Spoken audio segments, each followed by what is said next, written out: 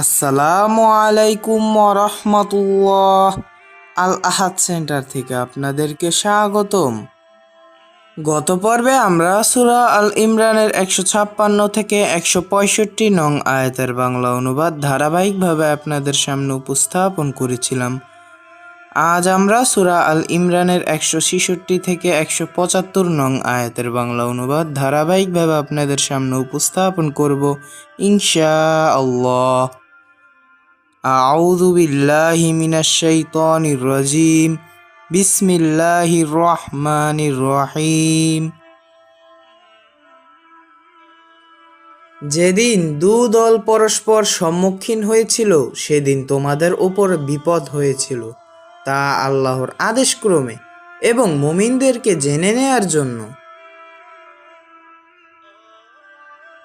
যুদ্ধের বিধান রেখেছেন আল্লাহ তাআলা জেনে নেয়ার জন্য তাদেরকে যারা মুনাফিক, তাদেরকে বলা হয়েছিল, এসো আল্লাহর পথে লড়াই করো অথবা প্রতিরোধ করো। তারা বলল, আমরা যুদ্ধ করতে জানলে তোমাদের অনুকরণ করতাম। সেদিন তারা ঈমানের তুলনায় কুফরির নিকটবর্তী ছিল। তারা মুখে বলতেছিল এমন কথা যা তাদের অন্তরে নেই। আল্লাহ জানেন যা তারা গোপন করে। তারা যুদ্ধে যোগদান না করে তাদের ভাইদেরকে বলে, এরা আমাদের অনুকরণ করলে নিহত হতো না। আপনি বলুন, তোমরা নিজেদের থেকে মৃত্যুকে দূরে রাখো যদি তোমরা সত্যবাদী হয়ে থাকো।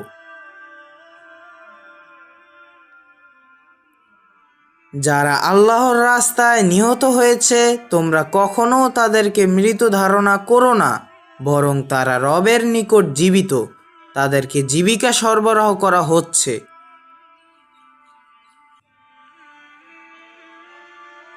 আল্লাহ তাআলা তাদেরকে যে অনুগ্রহ দান করেছেন তাতে তারা সন্তুষ্ট এবং সুসংবাদ জানান তাদেরকে যারা তাদের পিছন থেকে এখনও তাদের সাথে মিলিত হয় নাই। তাদের ওপরে কোনো ভয় নেই এবং তারা দুঃখিতও হবে না।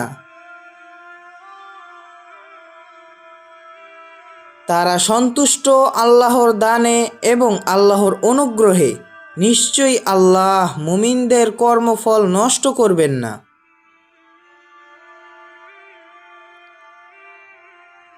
যারা আল্লাহ এবং তার রসুলের ডাকে সাড়া দিয়েছিল উহুদ যুদ্ধের পরের দিন, এরপরেও যে এসেছিল তাদের উপর আঘাত, তাদের মধ্য হতে যারা সৎকর্মপরায়ণ এবং তাকওয়া অবলম্বন করে তাদের জন্য রয়েছে বড় পুরস্কার। এক ব্যক্তি যখন মুমিনদেরকে বলল, নিশ্চয়ই লোকেরা সমবেত হয়েছে তোমাদের উদ্দেশ্যে, তোমরা তাদেরকে ভয় করো, অতঃপর এটি মুমিনদের ঈমান বাড়িয়ে দিয়েছিল। তারা বলল, আল্লাহ আমাদের জন্য যথেষ্ট, তিনি উত্তম কর্মবিধায়ক বা উকিল। অতঃপর তারা ফিরে আসলেন আল্লাহর অনুদান এবং অনুগ্রহ নিয়ে। কোনো ক্ষতি তাদেরকে স্পর্শ করল না। তারা আল্লাহর সন্তুষ্টির অনুসরণ করেছেন। আল্লাহ বড় অনুগ্রহশীল।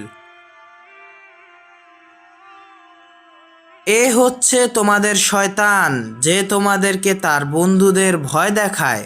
অতএব তোমরা তাদের ভয় করো না, তোমরা আমাকে ভয় করো যদি তোমরা ঈমানদার হয়ে থাকো।